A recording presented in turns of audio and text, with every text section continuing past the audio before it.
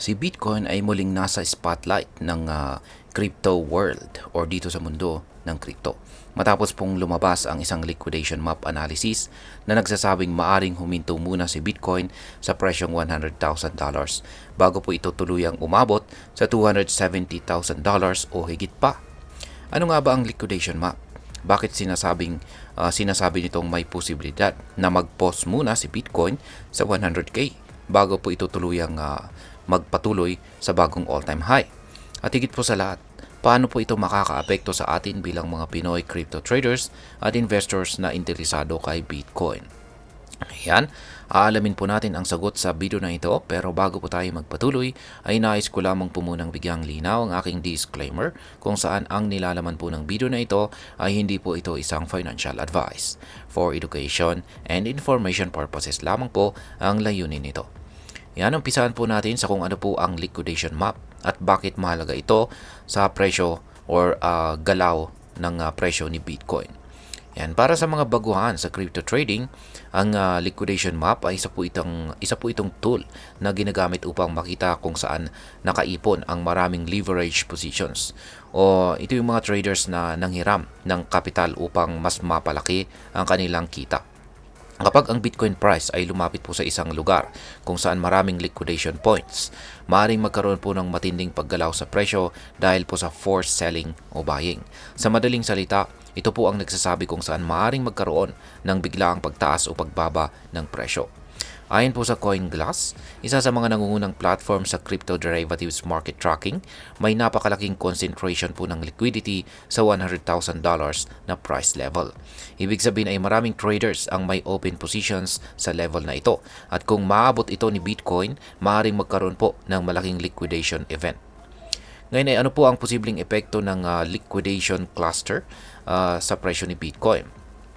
Ayan, kapag si Bitcoin ay umabot po sa $100,000 na presyo, dalawang bagay po ang maaring mangyari.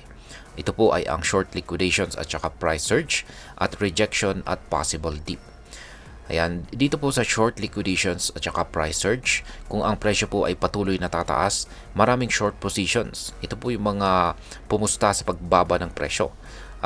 Sila po ang mapipilitang mag-liquidate. Kapag nangyari ito ay magtutulak po ito ng panic buying na maaring magdala kay Bitcoin sa mas mataas pang presyo. Ayan, ang pangalawa ay ang rejection at ang possible dip. Sa kabilang banda ay kung si Bitcoin ay hindi po niya magagawang manatili sa presyong $100,000, maaari pong magkaroon ng retracement o pagbaba ng presyo. Ito ay maaring dahil sa traders na nagtitake profit o sa mga institutional investors na naghihintay po ng mas mababang entry point. Ngayon ay ano po ang kahulugan naman ng megaphone pattern at paano po ito nakakaapekto sa presyo? Ayan, meron po tayong chart dito. Ayan, na ibinahagi ng ibinahagi po ito ng mula po ito sa gertvanlegen.substract.com. Ayan. Yan po ang megaphone pattern. Bukod po sa liquidation map ay isang technical pattern na tinatawag po na megaphone pattern ang nagbibigay ng indication na si Bitcoin ay nasa isang bullish setup. Ang megaphone pattern ay isa po itong technical chart formation na may lumalawak na highs at saka lows na nagpapakita ng matinding volatility sa market. Sa kasalukuyan ay sinabi po ng mga analyst na nalampasan na ni Bitcoin ang upper trend line ng megaphone pattern sa pagitan po ng $95,000 hanggang $97,000. Kung si Bitcoin ay magpapatuloy sa pag-hold sa price level na ito bilang support, maaari po itong magdulot ng parabolic rally patungo po sa presyong $270,000 hanggang $370,000. Ngayon ay ano po ang pwedeng mangyari bago marating ni Bitcoin ang $270,000 na presyo? And ayon po sa analysis ay maaring magkaroon muna ng pause o consolidation sa $100,000 na presyo bago po ito magpatuloy sa mas mataas na target. At meron pong dalawang senaryo na posibleng mangyari. Ang long term at saka short term. Yan, sa short term scenario, Yan, $100,000 na price level. Dahil po sa dami ng liquidation points dito sa $100,000 na presyo, maring magkaroon daw ng matinding price action sa price level na ito. Kung ito po ay tuluyang mababasag pataas, magtutuloy ang bullish momentum.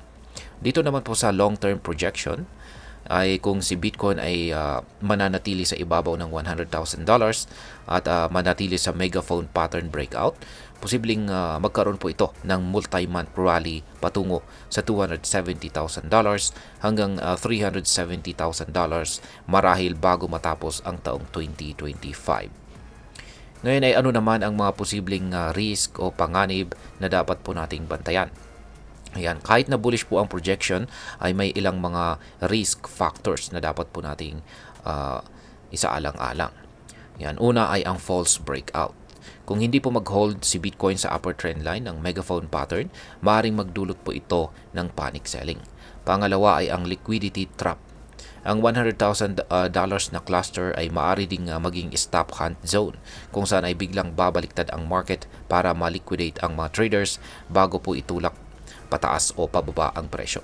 Pangatlo ay ang macroeconomic factors. Ang mga desisyon po ng Federal Reserve tulad po sa interest rates, ETF inflows at saka regulation sa crypto ay maaaring makaapekto sa price movement ni Bitcoin. At ayan, ngayon ay ano naman ang maaaring maging epekto nito para sa atin bilang mga Pinoy crypto traders at investors ni Bitcoin. Ayan, para sa atin, ito po ay isang crucial moment sa Bitcoin market. Kung tama po ang liquidation map prediction, maaaring may pagkakataon ang mga gustong sumali sa bull run na bumili ng Bitcoin sa $100,000 na price level bago po ito magpatuloy sa mas mataas na presyo. Pero dapat pa rin tayong mag-ingat sa biglaang market swings at saka liquidation traps. Para sa mga day trader, maaari pong gamitin ang volatility upang kumita mula sa short-term trades. Samantala para sa mga long-term investors, maaring ito ang tamang oras upang pag-aralan kung kailan po ang pinakamagandang entry point para sa ating portfolio. At ayan, bilang panghuli ay ano naman ang aking masasabi tungkol dito. Sa kasalukuyan, si Bitcoin po ay nasa isang make or break moment. Ang liquidation map analysis at megaphone pattern breakout ay parehong nagpapakita po ng potential bullish run patungo sa $270,000 o higit pa. Ngunit mahalaga pa rin ang risk management dahil maaring magbago ang market trend. Depende po sa external factors tulad po ng regulation at saka macroeconomic policies.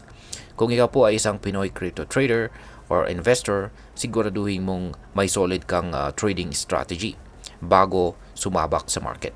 Gamitin po ang tamang risk management at huwag pong basta-basta mag-invest nang hindi nauunawaan ang market conditions. At ayan, hanggang dito na lamang po tayo sa video na ito mga ka-crypto. Sana po ay inyong nagustuhan ang aking paliwanag sa video na ito. Kung inyo po itong nagustuhan, pakiclick lamang po ang like button nito. Marami pong salamat sa panonood. Ingat po tayo lagi at God bless po sa ating lahat.